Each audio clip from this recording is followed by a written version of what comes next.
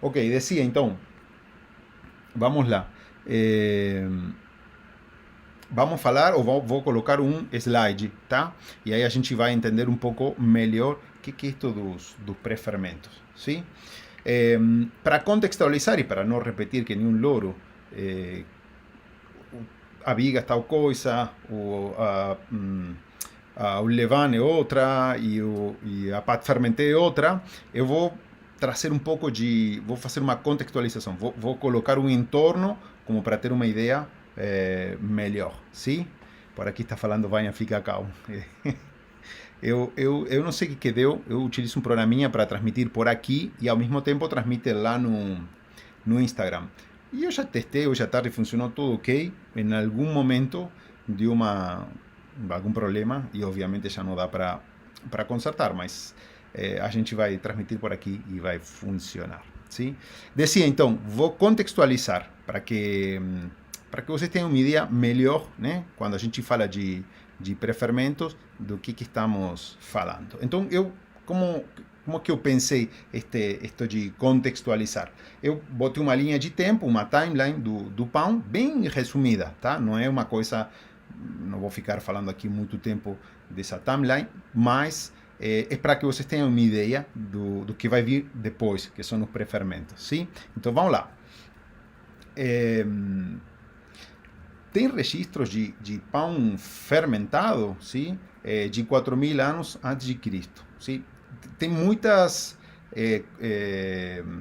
tem muitos historiadores, tem muitos pesquisadores de pão, alguns que vão um pouco além de 4.000 anos antes de Cristo e tal, mas o certo é que no Egito tinha restos de utensílios utilizados para fazer pão e a história indica que pelo menos há uns 4.000 anos antes de Cristo a civilização egípcia utilizava o pão fermentado, um pão que crescia. Não aqueles pães achatados originais, que não tinham fermentação, sino um pão que já estava fermentado. Então, mais ou menos por aí, a gente pode situar o início da fermentação, sim? Ou o início da panificação com fermentação. E por aí, né, foi avançando, à medida que foi passando o tempo, a coisa foi evoluindo, né? O pão era feito a partir de um fermento natural, obviamente que cresceu de maneira espontânea, e ninguém entendia por quê. Aliás, tinha aqueles mitos de que mulher não podia fazer pão, mulher grávida também não podia fazer pão, que a massa madre, o fermento natural, não podia ser chacoalhado, ou seja, tinha todo uma questão em torno disso em função da falta de conhecimento, né? Era tudo empírico, ia tudo na prática, funcionava isso aí. Então, mais ou menos era assim, começou 4.000 anos antes de Cristo, um pouco mais, um pouco menos, por aí, e foi. Em 1600, final de 1600, 1680, tinha um pesquisador holandês, que foi, muitos acreditam que foi o inventor do microscópio, né? O nome eu não vou conseguir repetir nunca, se chama Anthony van Leeuwenhoek, ou uma coisa assim, né? Bom, mas o nome é o de menos. Ele tinha a maior coleção de microscópios do mundo na época, né? Todos feitos por ele. E foi ele que começou a enxergar pequenos micro-organismos, entre outros as leveduras, sim? Mas era só isso, enxergar um bichinho que aparentemente estava aí, assim como enxergava muitos outros insectos e tal, ele também enxergava micro-organismos. Acho que as lentes dele conseguiam aumentar até 1.000 vezes, sim, o tamanho de alguma coisa que ele colocava lá. Então aí já tem começa a aparecer a primeira pontinha do que no futuro seria a base da pesquisa, tá? E quem que vem depois na sequência? Na sequência aparece Louis Pasteur, tá? Entre 1857 e 1876, ele faz um monte de trabalhos, mas o que mais importa para a panificação é que ele descobre o funcionamento da fermentação. Ele chamou isso de a vida sem ar, tá? Aí ele, a partir de isso, né, ele aportou para a indústria, principalmente no início foi a indústria do vinho, aportou muitas ferramentas para evitar que o vinho acabe estragando. Aliás, ele descobriu a pasteurização, tá? Que consistia em aplicar um tratamento térmico, um calor, para matar micro-organismos e fazer que a vida útil, neste caso do vinho, possa ser maior. ¿Sí? A partir dos conhecimentos que trouxe Louis Pasteur em relação à fermentação e à vida sem ar, é que ficou explicado como é que funcionava a fermentação natural. Começou a ser entendida de maneira científica por que o pão crescia, quais eram os micro-organismos que estavam envolvidos, tá? E quais eram os fatores que afetavam esse processo. E aí começou a aparecer, já no final de 1800, começo de 1900, começou a aparecer o fermento biológico industrializado. E os padeiros começaram a fazer pão utilizando o fermento biológico industrializado. Até esse momento, como vocês verão, há pouco tempo que nós utilizamos o fermento biológico industrializado para fazer pão. É final de 1800, princípio de 1900. Se você pegar a timeline da vida, desde que foi consumido o pão até agora, sem sombra de dúvidas que a maior quantidade de tempo a gente consumiu pão com fermentação natural. E esse pão tem uma característica, que é um pão de elaboração indireta. Você primeiro prepara um pré-fermento e depois você faz o pão. A partir da criação do fermento biológico industrializado, mudou o negócio. Agora você podia fazer um pão a partir de uma fermentação ou de uma panificação direta. Por isso que a gente fala muitas vezes de panificação direta, panificação indireta. Nada mais é que a direta é essa que você prepara e faz o pão todo na mesma sequência, e a indireta é essa que você tem que fazer o pré-fermento e depois você faz o pão, né? E assim a gente foi chegando até 2021, agora, que voltou uma revalorização do pão com fermentação natural. Ou seja, a gente voltou para o início. Por que eu coloquei todo este contexto? Ou aonde que eu quero chegar? Prestem atenção. Como eu falei, na maioria do tempo, a gente trabalhou com fermentação natural, sem a indústria, sim? Então, sempre foi uma panificação indireta, cheia de aromas, cheia de sabores.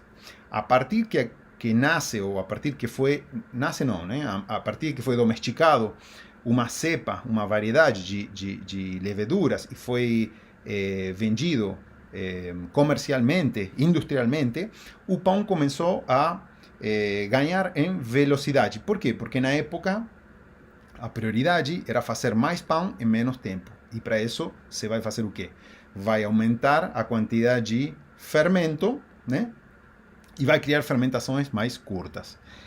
E aí foi que a gente começou a perder o quê? A perder sabor, porque você não pode inventar, né? Você não pode... Se você ganha uma coisa, você perde outra. Isso é uma lei da vida. Então, você ganha velocidade na panificação, você perdeu todo o outro que vinha junto com o tempo, que era o tempo de maturação da farinha, o desenvolvimento de aromas, a acidez do pão, a melhoria na parte da costra e tal. Então, o pão perdeu muita qualidade. E aonde que entram os pré-fermentos? Justamente, os pré-fermentos chegaram para trazer um pouco de qualidade, sim, a esses processos que na época davam um pão tão ruim. Sim, os padeiros começaram a ver que, se bem eles conseguiam fazer pão rapidamente, o pão não tinha nada a ver com o pão da antiguidade. Não era um pão de qualidade. Era um pão que carecia de, principalmente, sabor e aromas. Por isso que eu fiz este contexto. A partir de aí é que saem, existia um único pré-fermento, que foi o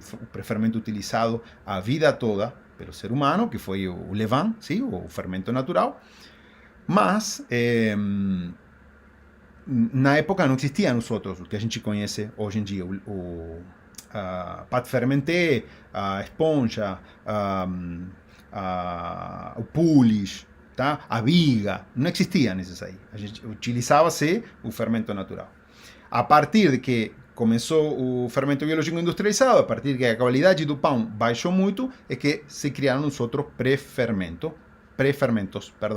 para aumentar a qualidade do pão, sim? Então vamos lá, vou passar para o próximo slide. Tem muitas formas de classificar os pré-fermentos, ¿sí? Existem muitos pré-fermentos. Nas padarias ou na panificação, muitos padeiros confundem, em muitos lugares do mundo se chamam de maneiras diferentes. Ou seja, o que eu fiz? Eu tentei resumir e classificar de um jeito que fique mais fácil de entender, para que todo mundo consiga entender. ¿Sí?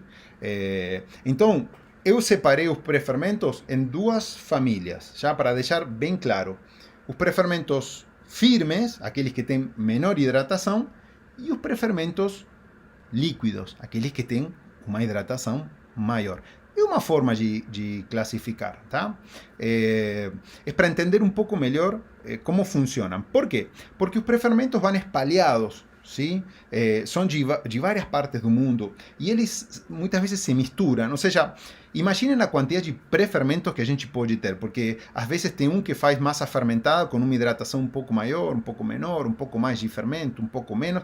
E então todas essas variantes dão inúmeras possibilidades de pré-fermentos, tá? Então eu fiz uma classificação para que você entenda, ¿sí? Os firmes, os líquidos, e no meio também a gente não pode esquecer o fermento natural. Ele faz parte da coisa, ¿sí? O fermento natural participa também dos pré-fermentos. É o primeiro, né, dos pré-fermentos. Então está claro que o pré-fermento é um recurso que utiliza o padeiro para ganhar qualidade no sabor e na estrutura do pão. Basicamente, se alguém me pergunta, Pablo, o que são os pré-fermentos? Os pré-fermentos são misturas de farinha, água e uma pequena quantidade de fermentos que se utilizam para ganhar qualidade no pão, para dar para esse pão um melhor aroma, uma melhor estrutura.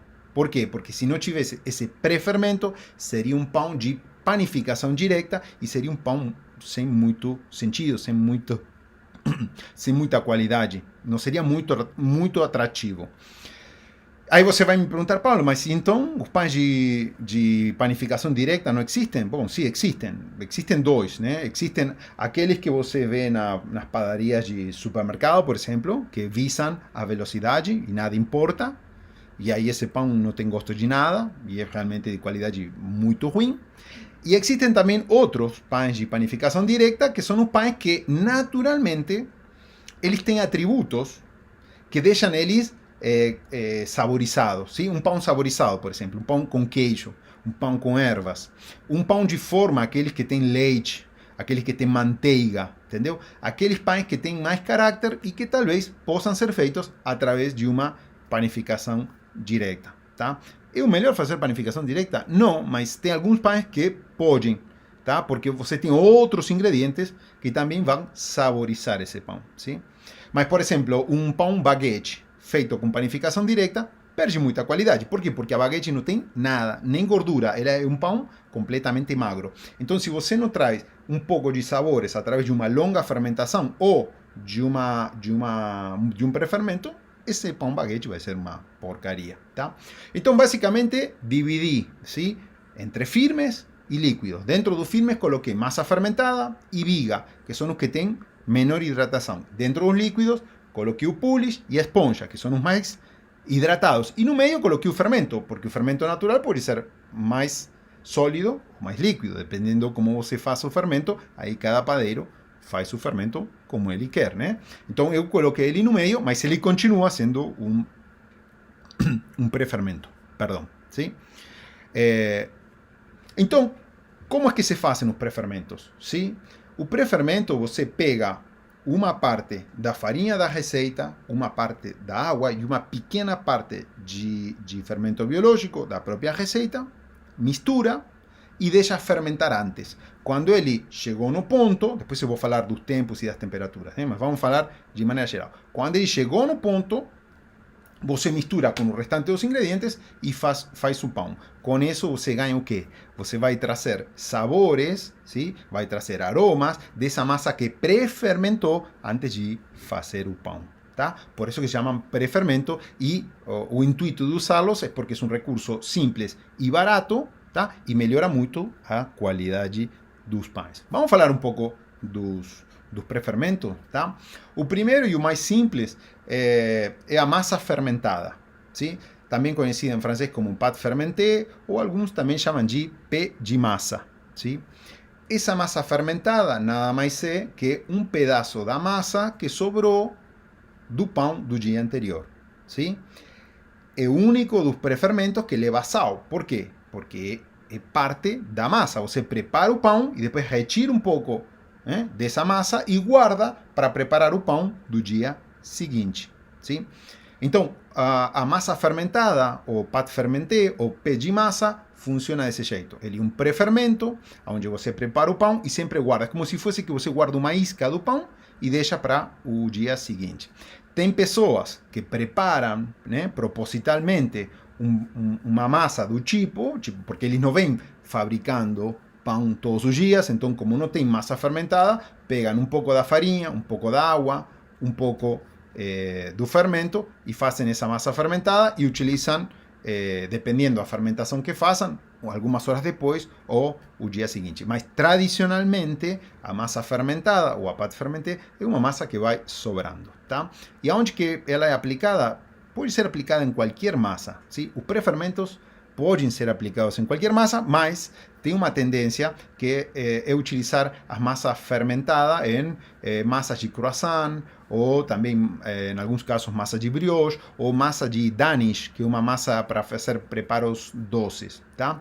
Então, por exemplo, eu quando fazia croissant, todos os retalhos da massa, eu guardava e utilizava na próxima massa do dia seguinte. Essa aí era minha massa fermentada ou meu pain de massa, tá? É pouco hidratada porque a maioria dos pães tem uma hidratação que está em torno de 60%, 70%, então mais ou menos essa hidratação que tem uma massa fermentada. Repito, o único prefermento que tem sal, porque é o prefermento que é feito com o total da receita, essa massa que você vai deixando de um dia para outro, sim? Depois temos a viga. A viga ela é um prefermento italiano, tem uma hidratação menor e tradicionalmente ela é associada a pizzas e focaccias, sim?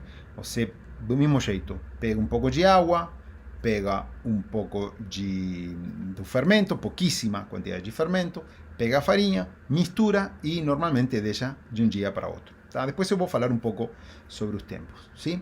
Então, esse é o outro prefermento de origem italiano. Se diz que viga significa, ou na verdade se diz não, viga realmente significa, é o nome do carro, aquele carro de cavalos que utilizavam os romanos para lutar, aquele que tem duas rodinhas, que vai puxado com cavalos, porque é um carro que é rápido, versátil, ágil. Bom, diz que a viga tem essas características, sim? Você pode preparar de maneira rápida, você pode fazer uma focaccia, uma pizza e tal, então ficou esse nome, pelo menos isso o que conta a história, tá?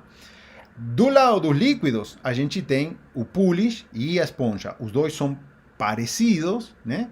Só que muda um pouco a hidratação, sim? O polish tem origem polonês e a história conta que foi levado pelos franceses. Alguns falam que foi levado pelos franceses da Polônia para a França, outros que não, que foi levado pelos padeiros poloneses para a França e que leva o nome justamente pela origem que é polonesa, sim?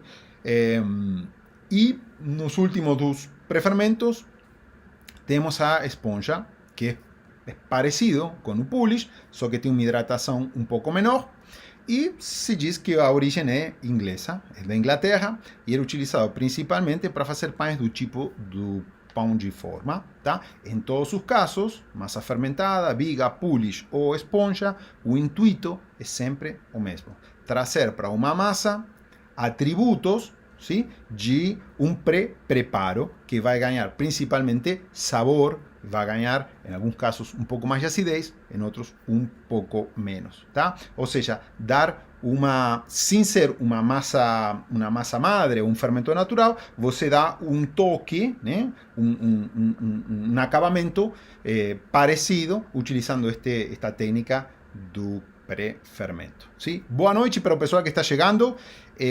Esta aula vai ficar gravada aqui no aqui no YouTube. Então, para quem perdeu lá no Instagram, se tem alguém que está chegando do Instagram para cá, depois eu vou deixar gravado, tá?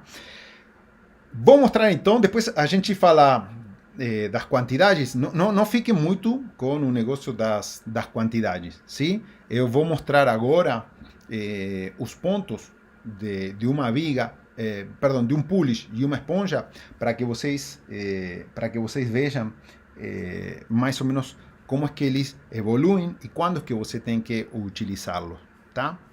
Então vamos lá.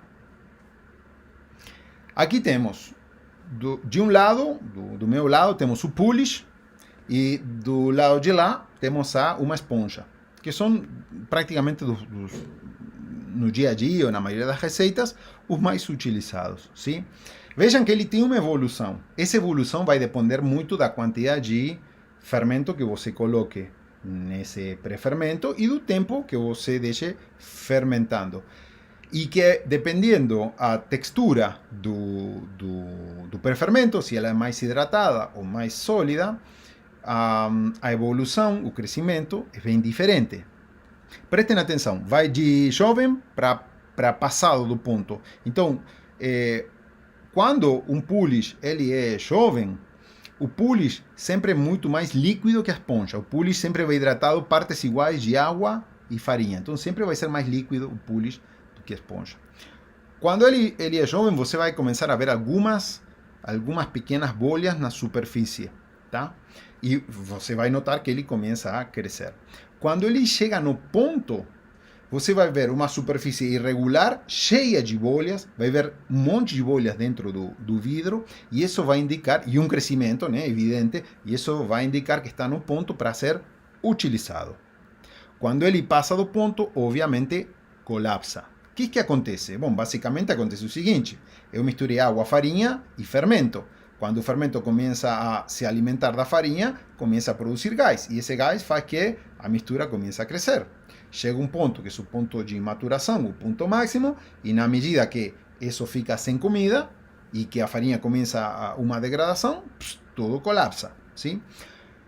Quanto mais perto do ponto de colapso você utilizar o polish, mais notas de acidez vai trazer para o pão. Tá? O polish, classicamente, é um pré-fermento utilizado em pão baguete.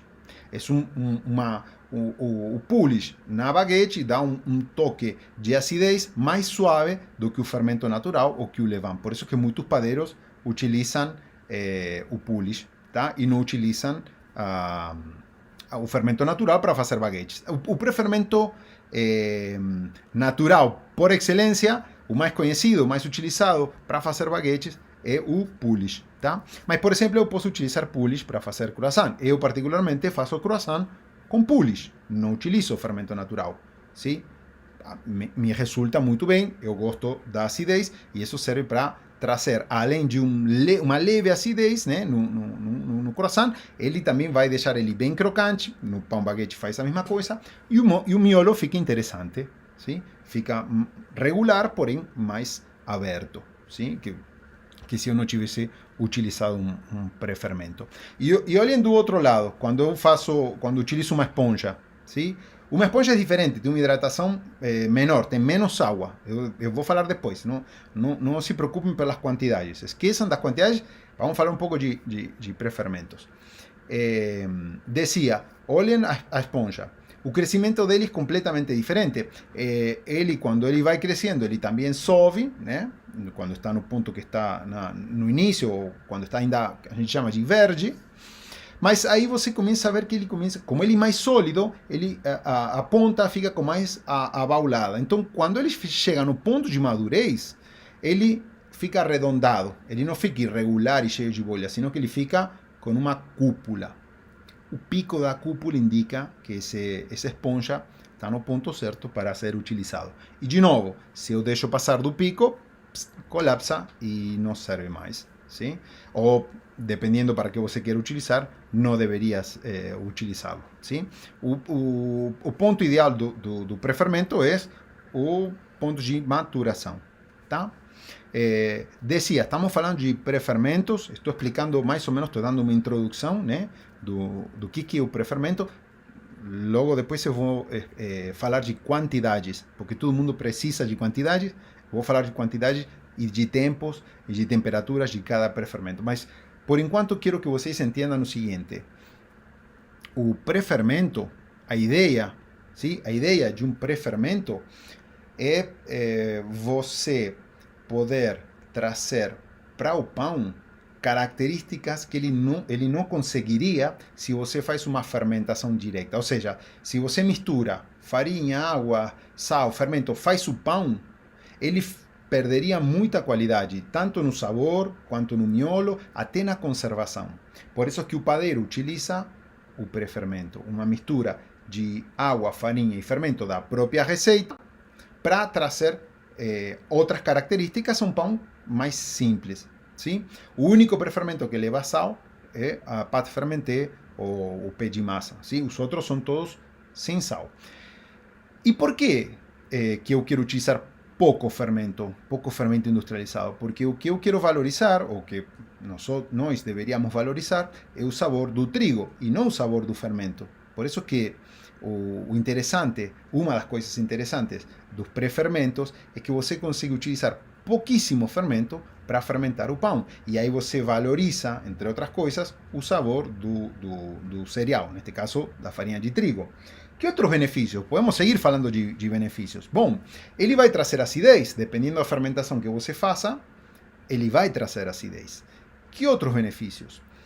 O pré-fermento também vai trazer a farinha previamente hidratada, porque você pega uma parte da farinha da receita, pega uma parte da água, pega um pouco de fermento e deixa tudo isso, sei lá, 6, 8, 10, 12, 24 horas. Então, por exemplo, para um pão que tem farinhas integrais, você já está hidratando com antecedência a farinha integral. A fibra entra, toda essa farinha que tem muita fibra, entra previamente hidratada. Isso faz que o pão fique mais aromático e que seja mais fácil de digerir essa farinha integral. Tá? Que outras características pode ter o pré-fermento?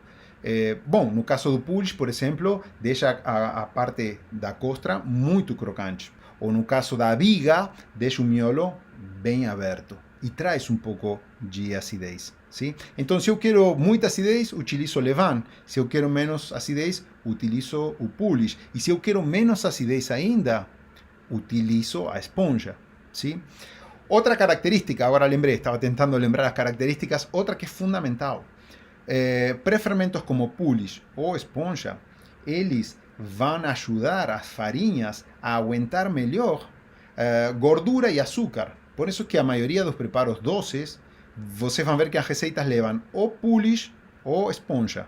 Porque esse pré-fermento dá condições para a massa para que ele consiga segurar a fermentação e o crescimento de massas que a gente chama de pesadas. Quando eu falo pesadas, são massas que têm gordura ou que têm açúcar acima de um 5 ou um 10%.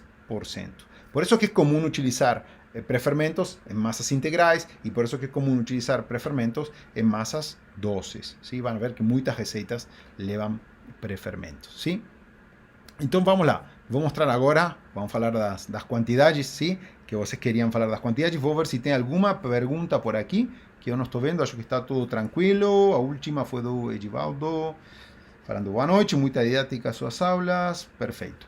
Ok, mas está falando Selma, não Edivaldo.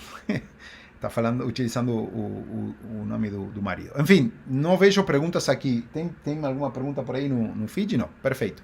Então vamos continuar. Decía, vou mostrar para vocês o que vocês queriam saber, as quantidades, sim?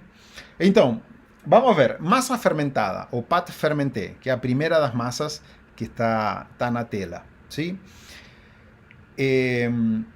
A gente utiliza entre um 40%, no máximo um 50%. Você pode utilizar menos, tá? Da tua receita, sim? Então você tem um pedaço de massa que sobrou do dia anterior, que pode ser até um 40% ou 50% do total da tua receita, sim? Ele é conservado até 48 horas, sim? Você pode guardá-lo 2 dias na geladeira. Dependendo do tipo de massa fermentada que você esteja fazendo, pode durar um dia, 2 dias, ou pode durar algumas horas. Por exemplo, acontece comigo. Eu faço na universidade, tem uma aula de panificação que tem pão com cereais, sim? E quando eu começo a dar essa aula, eu não tenho pão com cereal feito do dia anterior, porque é a primeira aula do semestre, então eu começo fazendo a receita do zero. Então o que eu faço? Eu preparo uma massa fermentada 3 horas antes da aula. Então pego um pouco da farinha, um pouco da água, um pouco do fermento, um pouco do sal, misturo tudo, deixo 2, 3 horas em temperatura ambiente. E aí, uma vez que começa a aula, eu faço meu pão de farinha integral com massa fermentada que eu fiz na hora. Como eu deixei em temperatura ambiente, o tempo de fermentação é curto. Se eu fosse guardar massa, uma vez que eu fiz a primeira massa, aí sim eu posso retirar uma parte e guardar para fazer massa para a próxima aula. E nesse caso, como a próxima aula normalmente é 24 horas depois, eu guardo essa massa fermentada na geladeira. No dia seguinte, eu pego essa massa como meu pré-fermento e faço a minha receita. ¿Sí? Por aqui, Bianca está perguntando como escolher qual pré-fermento utilizar para um pão, professor. Não tem uma regra assim, que seja, esse pré-fermento é para esse outro. Tradicionalmente, como eu falei, os pães doces, ou pães que têm gordura ou açúcar, normalmente é utilizado polish ou esponja. O polish também é utilizado muito na elaboração de pão baguete. A massa fermentada pode ser utilizada em muitas receitas, mas tradicionalmente é utilizada em massas integrais, é utilizada também em massa de brioche, massa de croissant e massa de Danish, que é um tipo de massa. Já a viga é muito utilizada para focaccia ou para pizza, sim? E acho que não ficou nenhuma outra por aí. Bom, depois tem um fermento natural que é utilizado para vários pães, tá? Mas não tem uma regra. Você pensa no seguinte, os pré-fermentos, a única coisa que muda no pré-fermento é a proporção de água, farinha e fermento e o tempo. Mas não existe uma regra única. O próprio pré-fermento, na Itália, por exemplo, um pré-fermento que é de características de baixa hidratação, na Itália você tem viga líquida, semilíquida e sólida. Então imaginem que não está padronizado o negócio dos pré-fermentos. Então você, teoricamente, você faz uma mistura que serve para fazer um pão no futuro, sim? Mas não é uma coisa... eu não posso fazer tal pão com tal pré-fermento. Não existe. O que você não poderia fazer é utilizar, por exemplo, um pré-fermento de longa fermentação. Vamos supor que eu deixei meu pré-fermento um dia inteiro, né? Estou fazendo, não sei, uma viga, né, que deixei a noite, o dia inteiro, né, fermentando. Às vezes não é comum, mas posso deixar, não sei, 2 dias fermentando e utilizar uma farinha fraca. Uma farinha fraca não aguenta uma longa fermentação. Então, por exemplo, isso não dá para fazer, porque uma farinha que não tem qualidade vai se degradar e depois você vai acabar atrapalhando mais do que ajudando, entendeu? Mas fora isso, você pode aplicar os pré-fermentos baseado na receita que pede o pré-fermento ou baseado na tua prática.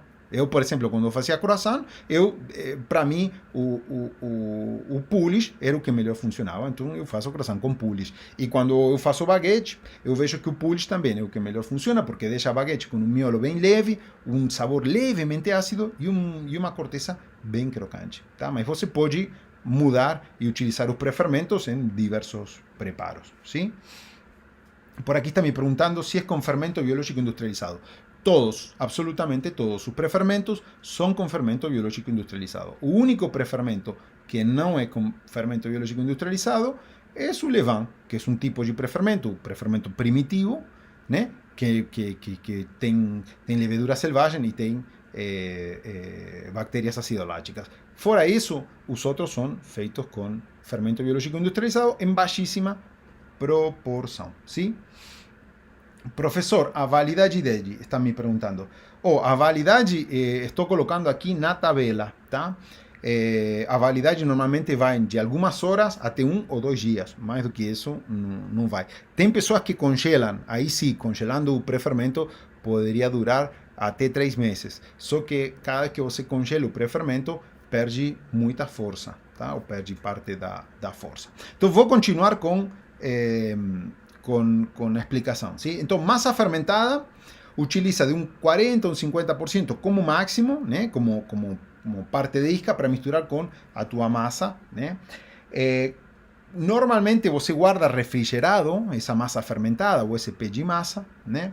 E normalmente vai até 48 horas. Se você precisa fazer um pré-fermento de uma massa fermentada, uma pâte fermentée, com mais pressa, em vez de guardar na geladeira, deixa em temperatura ambiente e aí sim vai demorar de 2 a 4 horas. Então mistura farinha, água e sal e depois e fermento, né? E depois faz o pão, sim? Bianca está me perguntando se o material vai para o Telegram. Acho que o material vai ficar aqui no YouTube. Vou subir a live inteira, tá? Vamos com viga. A viga, ela tem uma hidratação, como eu falei, tem na Itália, se você pesquisa, o lógico, o comum é utilizar ou achar receitas de viga que tem sempre uma hidratação que está em torno de 50% a 55%. Tem algumas receitas que tem 60%, tem outras receitas que tem uma viga muito seca, 45%. Ou seja, um pão hidratado a um 50% vai ser um pão duro, ou seja, não um pão, uma massa, porque isso não é o pão, é a massa. Então as vigas são pré-fermentos de massas duras. Você mistura e vai ver que é duro, parece que ele não se junta, mas é assim como funciona.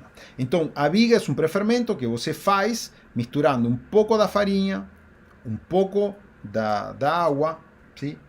E pouquíssima quantidade do fermento, e deixa de 18 a 20 horas, sim? Em uma temperatura baixa, sim? Entre 16 e 18 graus. Normalmente, em casa, o melhor para fazer viga seria deixar fermentando de um dia para outro naquela adega, na geladeira dos vinhos, porque essa a que está mais próxima dessa temperatura. A temperatura ideal da viga são 16 graus, tá? Aí você faz a mistura e deixa, pode deixar de um dia para outro, sim? Deixa 12 horas, 14 horas, 16 horas, sim? E vai colocar 0,5% até no máximo 1% de fermento, sim? Então, como vocês verão, as quantidades são mínimas. Por quê? Porque precisa muito tempo para fermentar. E como eu falei no início, o intuito é utilizar a menor quantidade de fermento possível. Por quê? Porque eu quero valorizar o sabor do pão e não do fermento. Eu não quero sentir o sabor do fermento, eu quero sentir o sabor da farinha de trigo ou da farinha que eu estiver utilizando. Sim? Deixa eu ver se tem alguma pergunta. Fermento biológico seco que coloca no pré-fermento? Não, as quantidades que estão nesta tabela que eu estou deixando é fermento biológico fresco. Se vocês vão utilizar fermento biológico seco, tem que colocar ainda menos, tá? É pouquíssimo o que utilizam com fermento biológico seco. Por isso é que eu utilizo o fresco, porque como são as quantidades tão pequenas, o fresco é um pouco mais fácil de medir, porque o seco equivaldria a uma terceira parte, ou seja, seria quase impossível medir, para fazer poucas quantidades, estou falando, tá?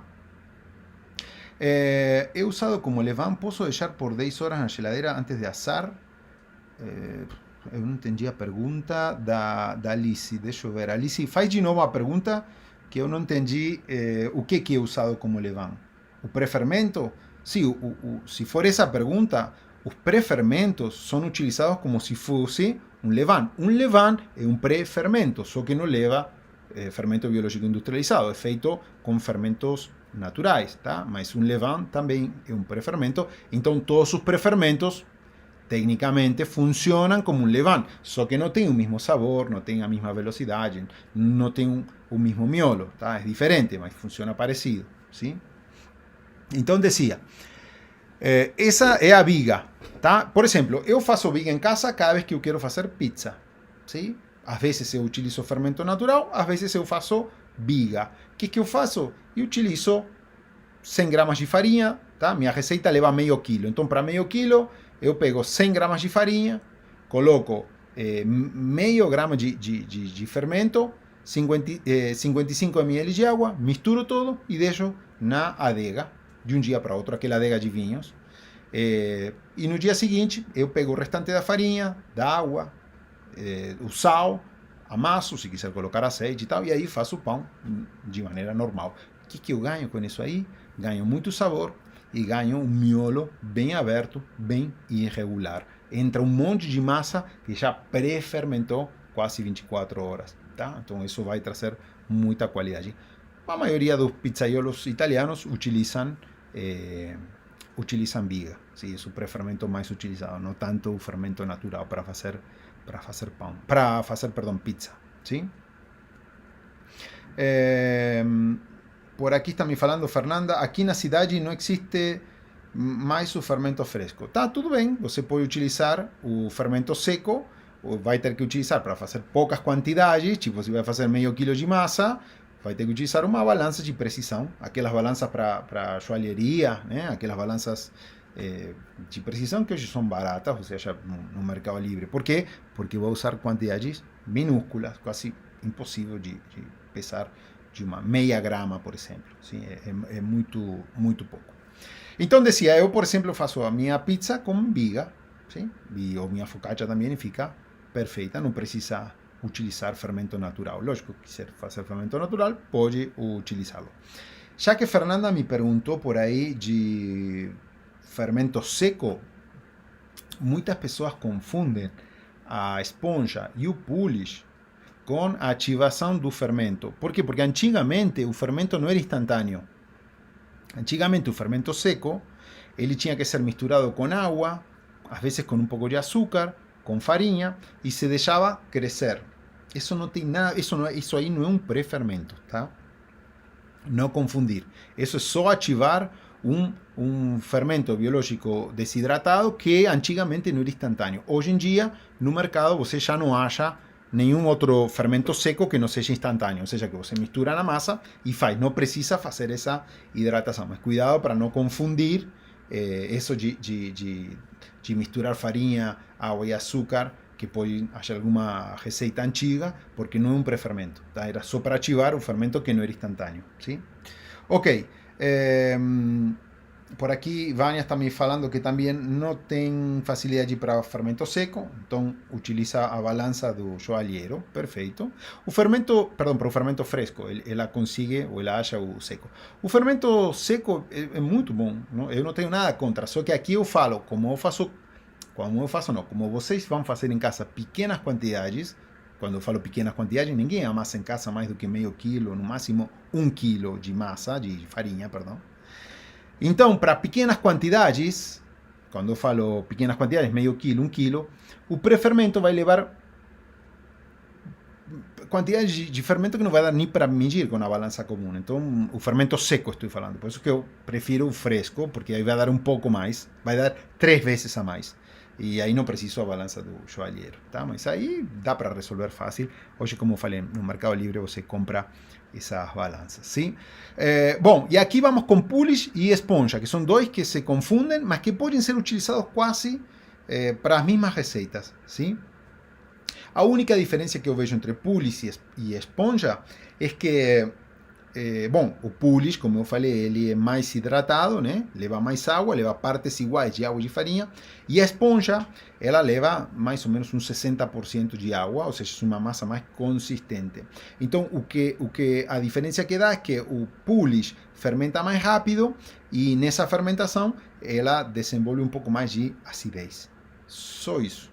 Depois o resultado final vai ser quase o mesmo. Muda apenas um tantinho a acidez, tá? Então vamos ver. O polish, ele é feito com um 20% como mínimo até um máximo de 80%. Estou dando as faixas de ingredientes porque não existe uma única receita de polish, tá? Então você pode utilizar 20% do total da água da receita, 50%, 60%, 80%. Tá? Então, o que você faz? Você pega, vamos supor, 50% da água e mistura com igual quantidade de farinha. Tá? O polish é hidratado 100%, seja partes iguais. E aí você vai deixar em temperatura ambiente fermentando. Sim? Dependendo da quantidade de fermento que você utiliza, vai deixar mais horas ou menos horas. Aí eu deixei umas quantidades utilizadas para polish. Por exemplo, se você vai colocar 1,5 de fermento, deixa 3 horas. Se coloca 0,7, deixa 8, sempre em temperatura ambiente, entre 26 e 27 graus. Se você coloca 0,1%, deixa de 12 a 15 horas. Tá? Essa é mais ou menos a proporção. para a esponja vai ser exatamente a mesma coisa, só que vai hidratar, né, com 60% de água. Não vai utilizar uma hidratação 100%. ¿Sí? Então pega um pouco da farinha da receita, coloca 60% de água da própria receita e aí coloca a quantidade de fermento, tá? E aí vai deixando fermentar, ¿sí? Então basicamente é isso. Não temos como, espera aí que eu vou voltar para cá, não temos como falar que existe uma receita fechada de Polish, ou existe uma receita fechada de esponja, ou existe uma receita fechada de viga, ou existe uma receita fechada de massa fermentada, tá? Basicamente, a diferença principal é que a massa fermentada é feita sempre com massa que vai sobrando do dia anterior, por isso também é conhecida como pé de massa, e é o único dos prefermentos que leva sal, ¿sí? Então você guarda e utiliza na próxima. E as outras, a única coisa que muda é a origem, né? A viga italiana, a esponja inglesa, o Polish polonês e a hidratação do prefermento, tá? Todos são feitos com antecedência para depois ser misturados em uma futura massa. E isso, como eu falei, vai trazer sabor, vai trazer aroma, vai trazer força, né? Massas que têm açúcar, massas que têm gordura, o Polish ou a esponja vai reforçar muito essas massas, vai trazer um pouco mais de durabilidade, um pouco de acidez, vai trazer crocância, tá? Basicamente essa é a função, sim?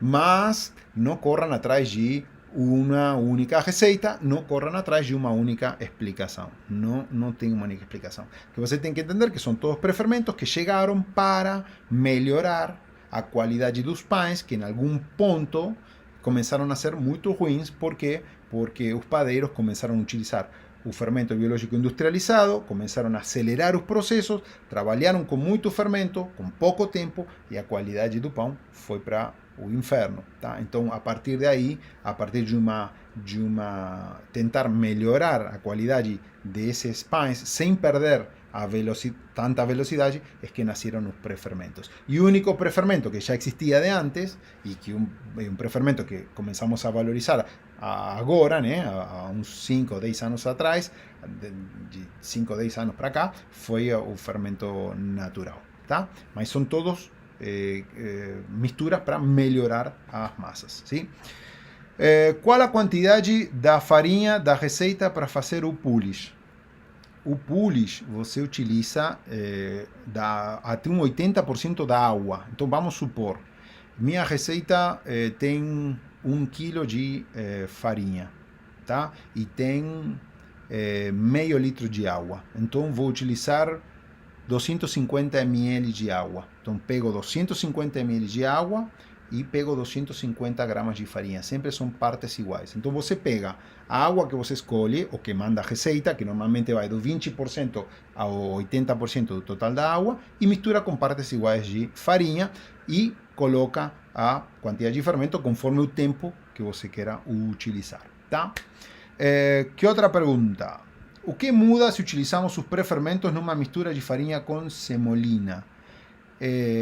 Bom, na verdade o que vai mudar é que você vai valorizar o sabor da semolina, que não é um trigo igual que o trigo pão. O trigo da semolina é um trigo duro, e você vai acabar trazendo esses sabores que se não tivesse o prefermento não teria, porque prevaleceria o sabor do fermento biológico, entendeu? Você utilizaria mais fermento, menos tempo, e aí o pão ficaria pior, né? Mas do trigo da semolina para o trigo da farinha, para fazer pão, farinha pão, que a gente chama, o que muda é a dureza do grão e a quantidade de proteína e a qualidade, né? Que ela é menos extensível, né? Mas o prefermento vai continuar trazendo benefícios, sim?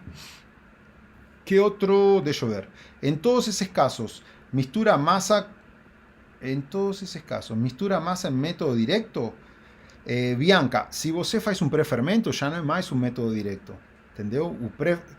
Quando você faz um prefermento, caracteriza método indireto, ou seja, você faz um prefermento fermentando uma parte da massa antes e depois mistura com o restante dos ingredientes. Sempre os prefermentos, menos o fermento natural, todos os outros, os que são feitos com fermento biológico industrializado, são parte da massa original, tá? Não é que eu pego farinha de outro lugar, é da própria massa do total da receita, sim? Vai sair uma parte do fermento, vai sair uma parte da farinha e uma parte da água que você prepara com antecedência para ganhar aqueles atributos que eu falei, sim?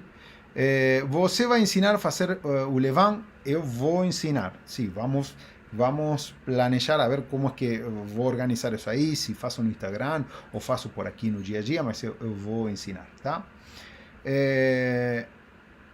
O fermento usado na receita é só o que vai no pré-fermento? Boa pergunta do Mário aí.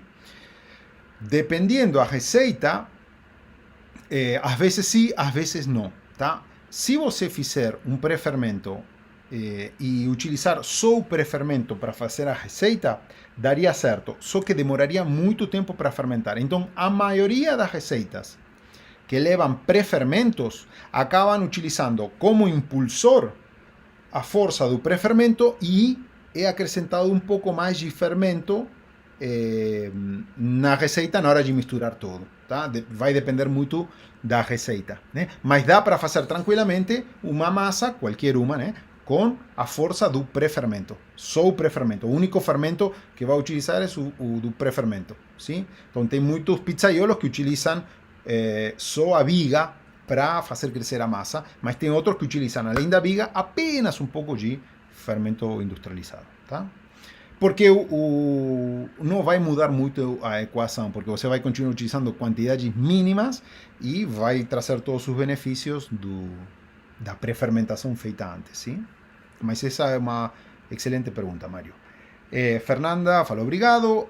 Alice, depois de adicionar na receita com um pão rústico, continua no panetone, geladeira por 10 horas e assar. O processo que vem depois que você mistura o pré-fermento vai depender muito do teu pão, mas em princípio pode ser isso. Você coloca, se você tem um panetone, né, vai fazer um pão dentro de um panetone, vai dar o formado. Se você quiser, faz a segunda fermentação a temperatura ambiente ou na geladeira, sim? Aí você vai ganhar ainda mais qualidade. Por quê?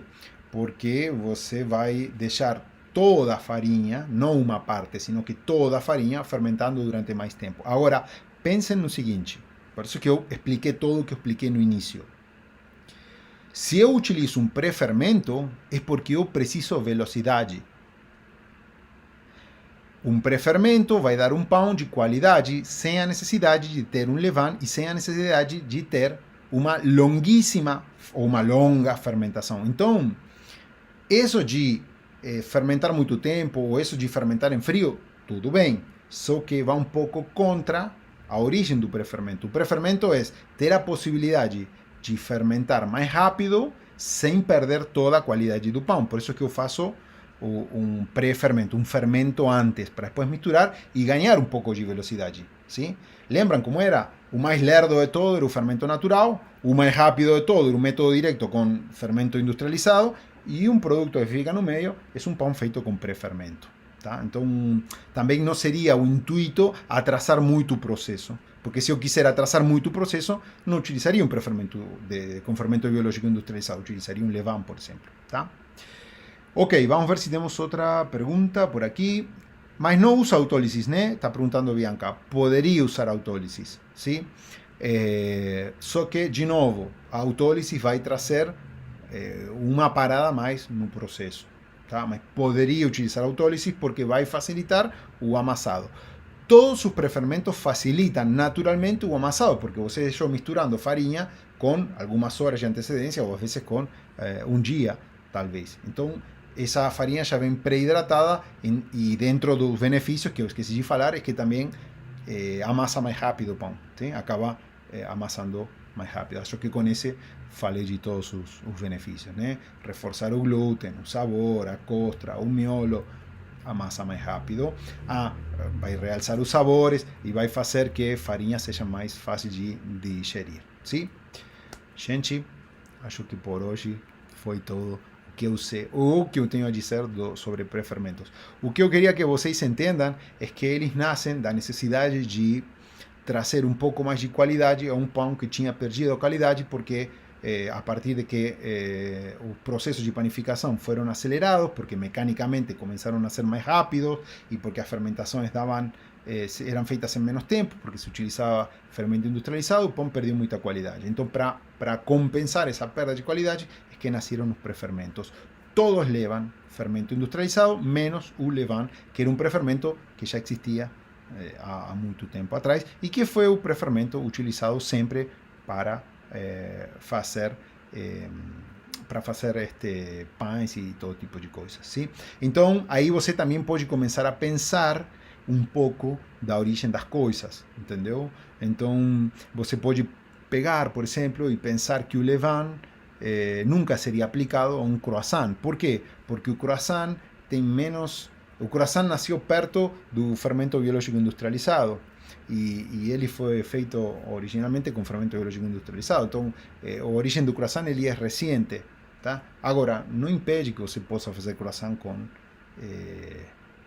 massa madre, né? Mas não é a origem, não foi concebida desse jeito. Um croissant está mais para um polish do que para uma massa madre, tá? Mas não impede que você possa fazer, sim? Ok. Por aqui Fernanda me está perguntando, então, depois que mistura o pré-fermento com o resto dos ingredientes, pode fazer as etapas e assar, exatamente.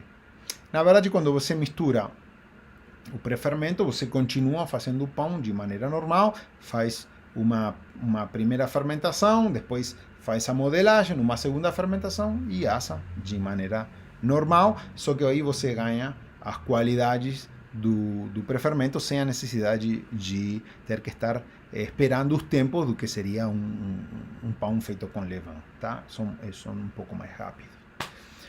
Bom, então, gente, esta live vai ficar gravada. Vou deixar aqui no YouTube. Depois vou mandar para o pessoal que é do canal do Telegram. Vou mandar o link. E para o pessoal que está lá no Instagram também. Perdão o pessoal que estava no Instagram, mas não deu. Tentei transmitir, mas estava dando erro constantemente. Não sei o que deu, foi exatamente na hora de transmitir. Por favor, quem gostou da aula, compartilhe. Pode dar aqui que estamos no YouTube, pode dar joinha, que isso ajuda muito ao crescimento do canal. Também, como eu falei, pode compartilhar. Quem ainda não participa do canal, pode se inscrever, tá? E participar, sim?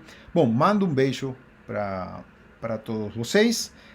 Pessoal do curso, tá? Pessoal que está fazendo o curso de panificação, os alunos, quero que comecem a mandar os pães lá no grupo do Facebook, tá? Que eu já está na hora de que comecem a postar as receitas, eu quero ver os pães finalizados, tá? Muito obrigado a todos que participaram da aula de hoje. A gente se vê semana que vem. Um beijo grande. Daqui a 7 dias faremos outra aula de panificação. Tchau, tchau. Qualquer dúvida me mandam pelo direct lá no Instagram que eu respondo, sim? Tchau, tchau.